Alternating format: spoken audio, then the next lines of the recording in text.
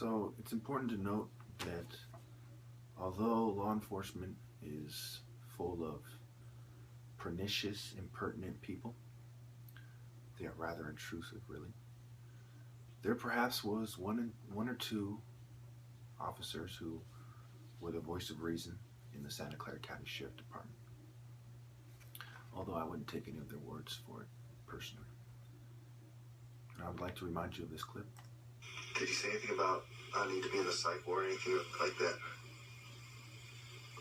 Did he say anything about what? About me needing to be in the psych ward or anything like that? Yes, he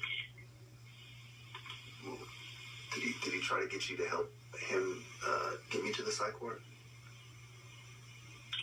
he want basically? So he asked you to help piss me off so that I go to the psych ward? Yeah. So I did a 20-year study of myself, 70 years reviewing YouTube videos and looking at my behavior on camera and in retrospect.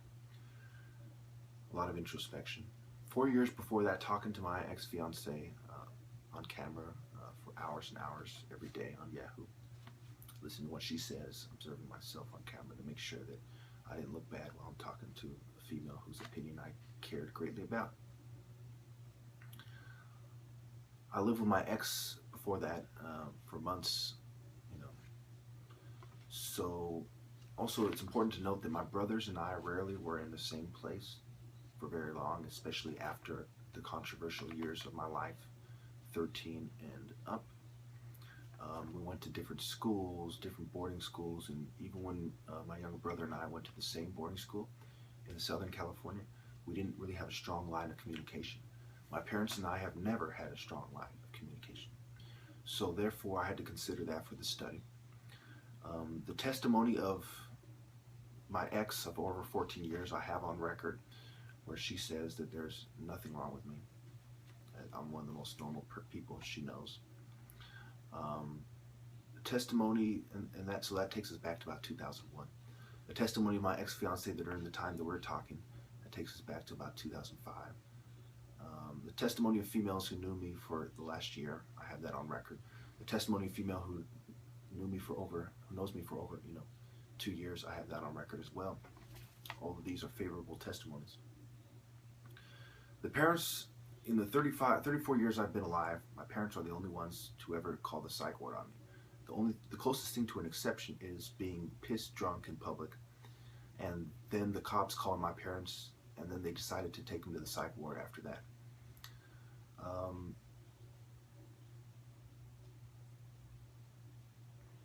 So the best friends who have known me for 20 plus years saying there's nothing wrong with me, perhaps the opposition view will get to them and they will change their story. Regardless, I have the people who know me the best for the last 15 years, agreeing with me on record. So all the people who have known me best for the last 20 plus years, and on top of that, they have no reason in the world to lie to me, would agree with me.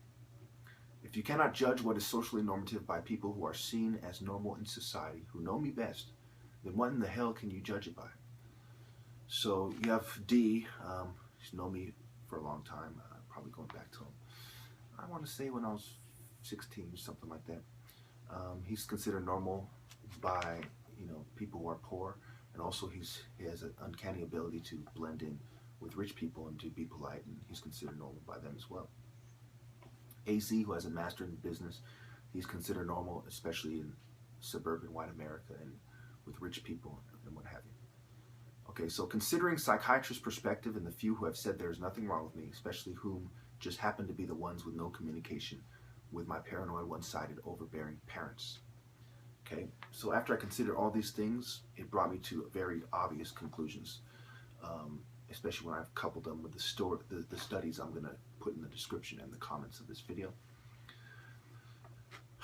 I talk about the Zimbardo study, Milgram, and the Rosenhan experiments, all those experiments. Conclusion.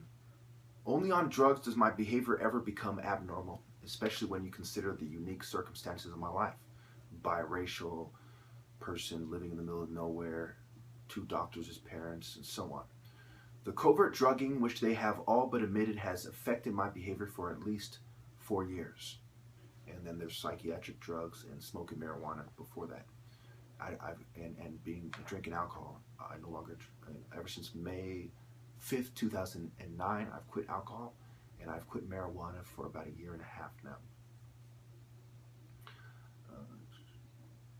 In the morning, I do the best martial art combos because the drugs have the least effect on me. When I have days of avoiding drugging, for the most part, I have made the best combos because they're drugging my food. I think the most clearly off psych meds, and psychiatry is an utter fraud. Psychiatrists fail to stick up for the patient unless it is in a way that helps them look good, such as saying a serial killer is mentally ill and not responsible for their actions. Therefore, they're trying to make it seem like they stick up for their patients even when they're serial killers. Someone to talk to, good nutrition, exercise, not settling for a woman or a significant other and meeting your intimacy needs, and a powerful connection with God help the individual in any environment. While addressing the sociological causes as well as environmental factors is the best way to address the root cause of the majority of cases of perceived mood disorders and mental disorders, etc. Many of these disorders are caused by the contrast of one's living compared to people who seem to have it good in life, as we have seen with the social media studies that say that Facebook, MySpace, Instagram, etc. have depressed many people who think other people enjoy life much more. And in this capitalist system of drugged up social conformity, they are most likely right. Drugs and chemicals in the environment are the causes of most abnormal behavior, whether it is sugar, caffeine, prescription drugs, illicit street drugs, preservatives, fillers, etc. I urge you to watch this thing through.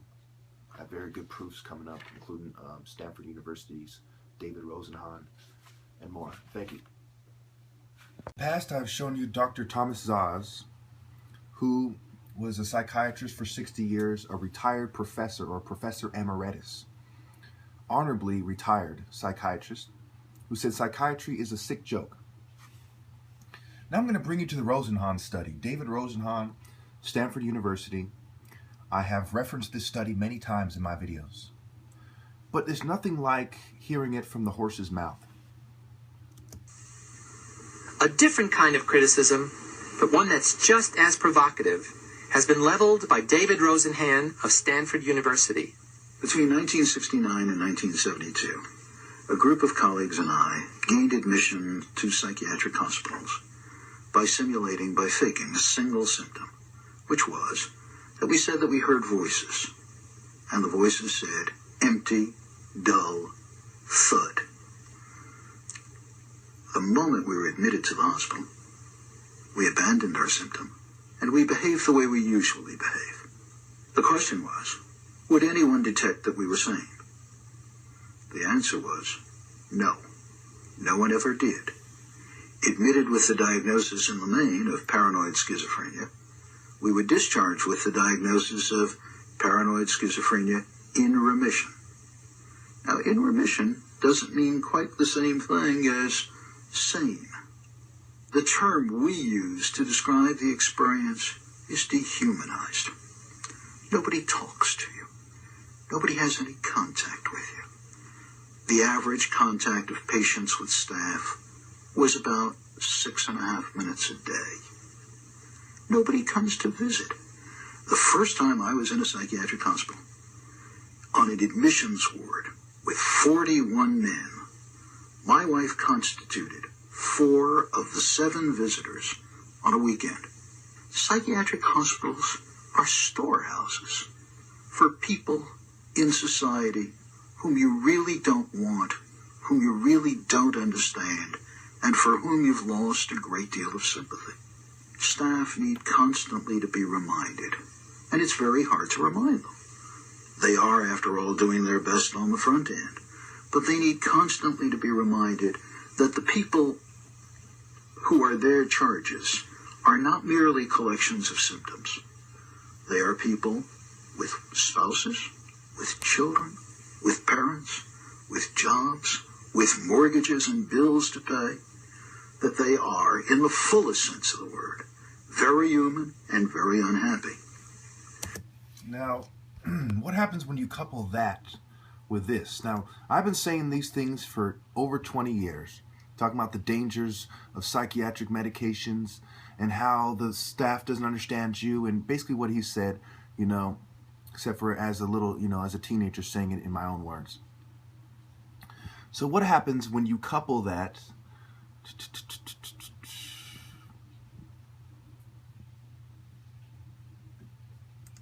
with RT? Antidepressants are killing people. A recent report claims the drug kills an estimated 500,000 Americans and Europeans annually. Efficiency trials funded by pharmacy companies are biased, it shows. The study also found psychiatric drugs actually cause 15 times more suicides than reported by the FDA. Not to mention some of the side effects like mania, nervousness, and paranoia. The list just goes on. Nonetheless, antidepressants are the second biggest prescribed drug in the U.S., with more than 250 million prescriptions given out each year. Why is there so little attention to this when, well, money talks? The antidepressant market is huge. It was worth $9.4 billion in 2013. Joining us in the now is Peter Gorcha, researcher of this data and professor at Denmark's Nordic Cochrane Center. Your research claims 500,000 deaths are caused by antidepressants annually. We have, you know, professors, Stanford University, you know, Denmark University. Okay? I mean, it is a no-brainer. And you have stupid community college cops, greedy control freak filth, teaming up with psychiatrist trash, killing 500,000 people a year in Western countries alone. Now, let's not forget that all of these people, you know, have been basically called out by Big Pharma. And they, you know, with the Rosenhan experiment, the institution said, you know what? Send in a bunch of people and we will catch every single last one of them. So they had a rate that was something like between 4 and 10 times. I forgot what it was, but it was a high rate of, you know, claiming that people were faking it. And it turns out they hadn't sent a single person in to fake it. Psychiatry is a complete fraud. On record, they don't know what they're talking about, but they're killing 500,000 people a year annually. Over 500,000. Over 500,000 people a year annually. So almost 2,000 people every single day in Western countries alone are dropping dead from psych meds. You couple that with the speech I just gave. I am the textbook political dissident who is targeted for psychiatric abuse by the Santa Clara County Sheriff Department and Valley Medical Center the most. But then there are government agencies, political groups at play here as well. Thank you. Now, I am a man who knows the truth, and I'm only wrong about little insignificant details here and there, or perhaps I'll misspeak, especially due to their covert drugging or when they manage to put me on psych meds. In the last clip, I referenced the non-existent imposter experiment. I didn't know what it was called. I didn't know how many people. For this experiment, Rosenhall used a well-known approach in teaching hospital, whose staff had heard of the results of the initial study but claimed that similar errors could not be made at their institution. Rosenhall arranged with them that during a 3-month period, 1 or more pseudo patients would attempt to gain admission, and the staff would rate every incoming patient as to the likelihood they were an imposter. Out of 193 patients, 41 were considered to be imposters, and a further 42 considered suspect. In reality, Rosenhan had sent no pseudo patients, and all patients suspected as imposters by the hospital staff were ordinary patients. This led to a conclusion that any diagnostic process that lends itself too readily to massive errors of this sort cannot be a very reliable one. There was also a significant reduction in the number of admissions to the hospital. That suggests that psychiatrists had been over-admitting before the non-experiment was conducted. Now, you will have complete morons say, well, This study took place in, what was it? I want to say the 70s. Let's see.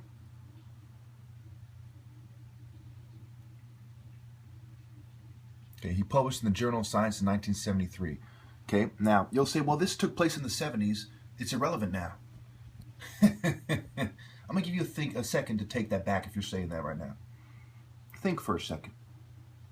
Has the diagnostic processes changed since then? No. We still judge people by, their behavior. There's no valid diagnostic test. It's still done the exact same way. In fact, it's even worse these days because you have the online tests. They'll give you a list of questions. You fill it out. They'll talk to you. They'll ask you basically the same thing that they gave you on the page of questions. And they might ask you to elaborate a little bit, and that's it.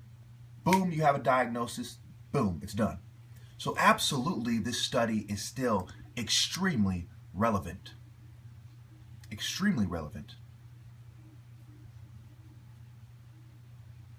The Rosenhan study proves that psychiatry is a fraud. And the idea that that people, he even uses the term dehumanization. The idea that we force medicate people based on this obvious fraud. It's not even subtle. It's in your face, because a bunch of community college fucking pigs say so. Because a bunch of big pharmaceutical scum who are making billions of dollars say so. Because a bunch of corrupt politicians have allowed it to continue is absolutely repugnant, reprehensible, and deplorable. Don't forget that all these people were forced to admit to having a mental illness and to agree to take antipsychotics as a condition of their release, which is the same way that I have been treated. I know this is still relevant because I myself have been to the psych ward many times because of my parents' allegations. Without a shred of evidence, the cops come here, believe them, take me. And one time the cops went as far as to say, I don't see any chicken wings on the floor. I don't see the lock being broken. And some of you said, well, maybe it's in your head. Maybe it's in your head. Maybe it's in my head. Really? You see what that is? That is a lock that has been broken and on my door for a very long time. Maybe it's a little dark. Let me get a flashlight real quick. That is a lock that's been broken for a very long time. These are locks before that were broken as well. Those holes right there. Okay? The lock was broken. There was chicken wings and chicken sauce and a broken plate on the floor from me having been assaulted. The cops blatantly, in my face, said, I don't see a broken lock. I don't see chicken wings on the floor while they're standing on pieces of broken plate and chicken wing sauce. So it's not just that this is some kind of an accident or they're doing their best. They are playing stupid on purpose. Santa Clara County Mental Health Services, just like all other mental health services, are extremely guilty. I just happen to know this firsthand. Santa Clara County Sheriff's Department, firsthand. The internal affairs that's supposed to regulate them, I know firsthand because I filed complaints that they never even got back to me on. And they might, try to cover their asses and get back to me now, but guess what, buddies? It's too fucking late. You're guilty as sin. You go down in history as the filth you are. And this is what happens when you try to oppress someone who is more intelligent than you are. Take notes, you fucking pigs.